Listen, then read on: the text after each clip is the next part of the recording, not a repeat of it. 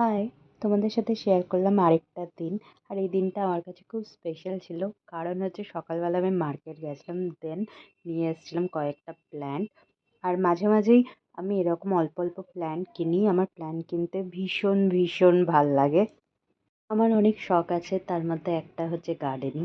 Gardening আমার ভীষণ ভাল লাগে। আর এটা আমি পেয়েছি আমার মার কাছ থেকে। আমার মা, আগে আমি দেখেছি ছোটোবেলায় বাড়ির সামনে একটু ছোট্ট জায়গাতেই কত কত গাছ লাগাতো। আর এই দেখো আমার ছেলে এখানে বসে আছে।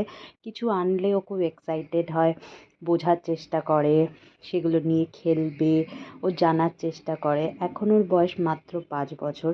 সমস্ত কিছুই ওদের কাছে ভীষণ ভীষণ নতুন। আর এই পুদিনা গাছটা দেখে আমাকে বলেছে পুদিনা পাতাগুলো ছিঁড়ে আমরা চাটনি বানাবো। ভাবো, খুব ইনোসেন্ট। আমার সত্যিই মাঝে মাঝে মনে হয় যে হ্যাঁ, কোথাও গিয়ে অনেক প্রবলেমের মাঝেও হয়তো অনেক ভালো আছি। এটা একটা অরেঞ্জ কালারের রোজ এনেছি আর একটা ইয়েলো কালারের রোজ এনেছি।